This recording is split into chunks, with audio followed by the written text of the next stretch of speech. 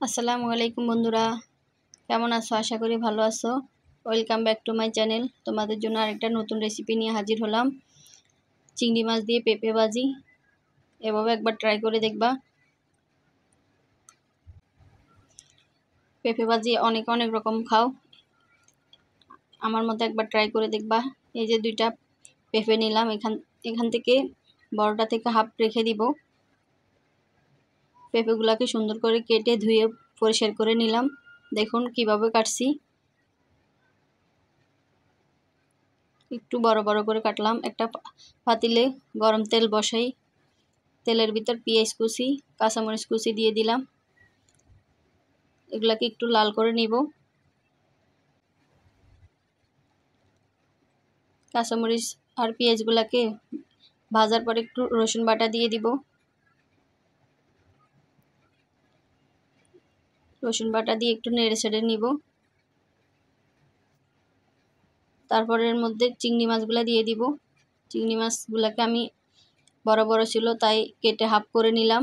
আপনারা চাইলে গোটাও দিতে পারেন, গোটাল গোটাল। আমি বড় ছিল তো এই জন্য কেটে একটু হাফ করে নিলাম।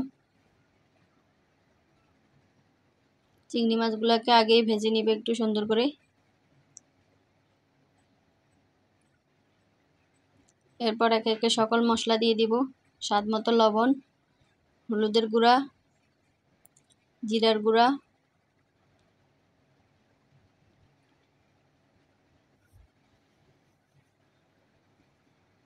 এরপর এগুলাকে ভালো করে নেড়ে ছেড়ে একটু কষিয়ে নিব। তারপর পেঁপেগুলা দিয়ে দিব।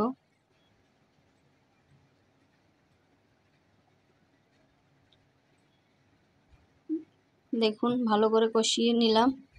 এবার পেঁপেগুলা দিয়ে দিব।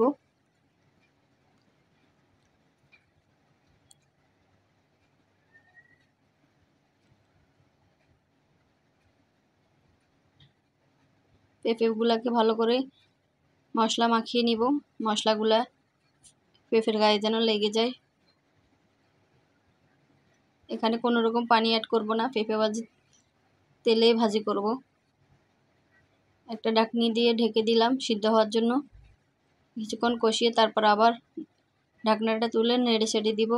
কয়েকবার এরকম করতে হবে। অফ ক্যামেরায় আমি করছি, না হলে নিচে লেগে যেতে পারে। এই দেখুন ধোয়া ছিল তো এই জন্য অনেকগুলো পানি বের হয়েছে। পেঁপে থেকে যা পানি বের হবে তাই আর দেওয়া লাগবে না।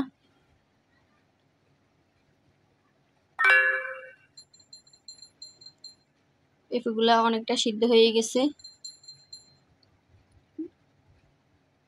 একটু ভালো করে বারবার নেড়ে দিবেন।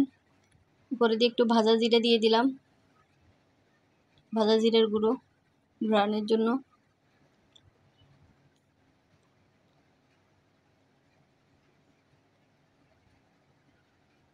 একটু বারবার নেড়ে ছেড়ে দিলাম যেন নিচে দিয়ে লেগে না যায়। আপনারা বারবার লাড়ি দিবেন।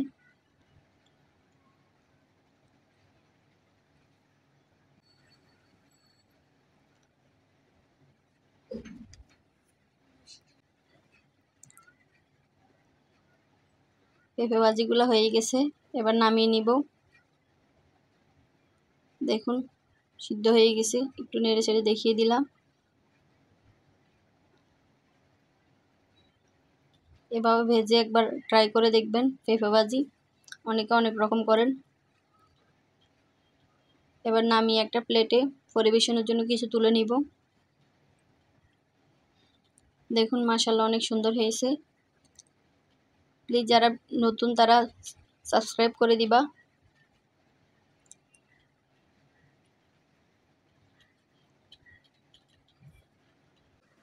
আসলে ভয়েস দিতে অনেক কষ্ট, অনেক ভয়ে ভয়ে ভয়েস দেওয়া লাগে। আগে ভয়েস দিই নাই তো।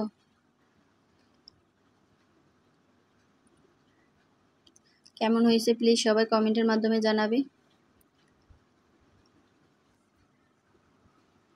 একটু সুন্দর করে সাজানোর চেষ্টা করি, বাট হয়তো বা অতটা সুন্দর হয় না, তাও যতটুকু চেষ্টা করি তোমাদের জন্য।